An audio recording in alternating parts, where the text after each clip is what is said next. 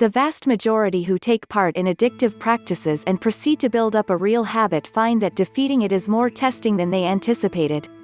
Despite the fact that the troubles individuals have with stopping drugs are notable, when individuals begin utilizing, they frequently feel that fixation is a legend and they can stop anytime they need. Or then again they feel that they are an exemption for the standard. This is considerably almost certain with non-substance, or conduct, addictions including exercises, for example, unreasonable eating, sex, betting, shopping, and exercise. What makes the circumstance considerably more confounded is that for each addictive conduct, there are a few people who can take part in the conduct without building up a dependence. This is valid for the entirety of the social addictions, some of which include sound or essential activities, such as eating, exercise, and shopping. But at the same time it's valid for substance use. There are a few instances of controlled drinking, recreational Mary Jane use, and even controlled heroin use. When they perceive the requirement for transform, they may not have any desire to. It can take long periods of being confronted with the negative outcomes of habit prior to understanding that it is causing huge issues. In this video, I am going to show you some long-term strategies for overcoming addiction. 1. Preparing to change. Once you are clear on your goal, you may still need to prepare to change. Preparations include removing addictive substances from your home, as well as eliminating triggers in your life that may make you more likely to use those substances again. People addicted to sex might need to dispose of porn and clear porn websites from their online history and favorites. Overeaters might need to go through their food cupboards and get rid of stockpiles of candy and cookies. Shopaholics and problem gamblers might need to cut up their credit cards and arrange with their bank to have just enough cash to cover bills and living expenses. Perhaps the hardest preparations to make concern social relationships, which often revolve around addictive behaviors for people with addictions. Heavy drinkers often find joining a self-help group, such as AA, helpful for having a group of buddies who understand what they are going through. Take time to contact friends and family who will support you in your goals without being judgmental if times become hard and you slip up. You might also want to let those friends you drink, use drugs, or engage in addictive behaviors with know that you are planning to change. They may not understand, or you may be pleasantly surprised. Either way, it's a good idea to let them know of your goal and what they can do to support it, even if that means taking a break from the friendship for a time. For alcohol and drug addictions, it is a good idea to talk to your doctor or local drug clinic about whether you need medical help in quitting. There are options for medications to help alleviate withdrawal symptoms. If you have an underlying mental health problem, such as anxiety or depression, it could find worsen during the withdrawal phase. Typically, doctors and drug clinics are very supportive and helpful. 2. Coping with withdrawal symptoms.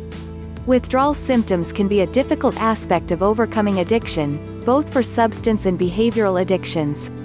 With substance addictions, the physiological aspects of withdrawal can be extremely uncomfortable, feeling like a bad flu, or can even be life-threatening.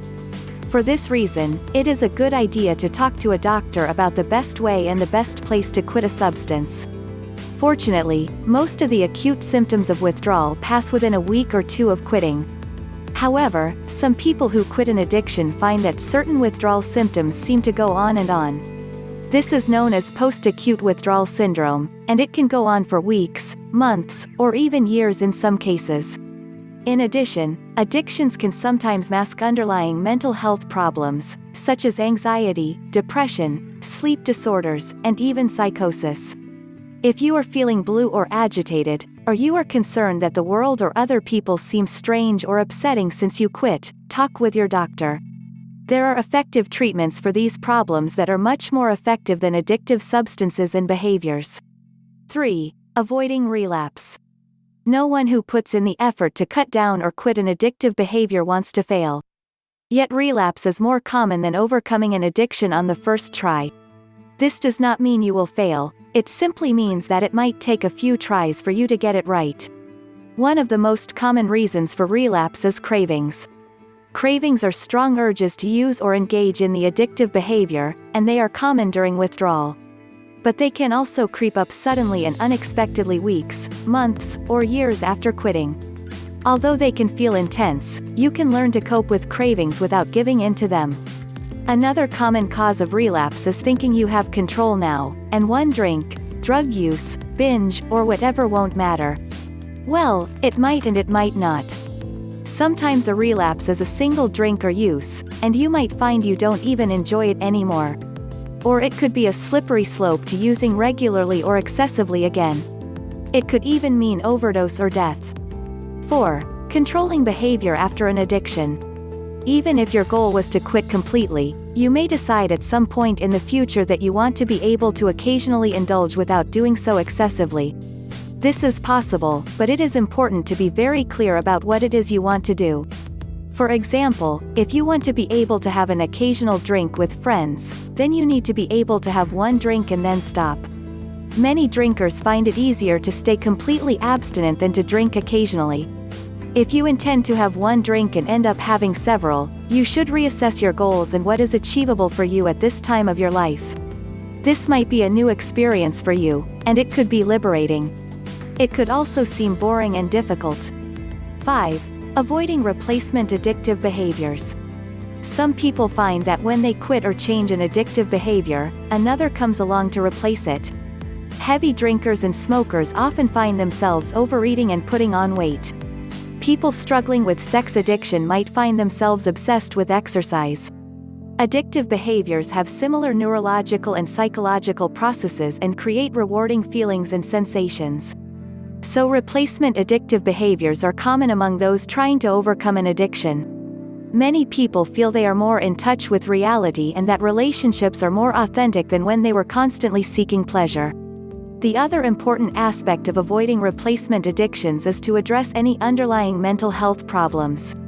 Addictions can cover up past trauma, or underlying feelings of emptiness, sadness, or fear. Psychological therapies, as well as medications, can provide long-term relief for these problems, which addictions tend to worsen over time. 6. Changes in relationships and friendships. Your relationships and friendships are likely to change as you overcome your addiction. It may take time to appreciate a new normal. You may also be touched by the loyalty and simplicity of those who live life without chasing a high. You may find that friends and family whom you could not get along with while you were embroiled in your addiction welcome you back into their lives. You may also find that you have less in common with the friends you spent the most time with during your addiction than you realized, and you might find they are intolerant to your new lifestyle. Remember, you are a great role model and doing these friends a great service by showing them that change is possible. That said, don't let them pull you back into the life you left behind.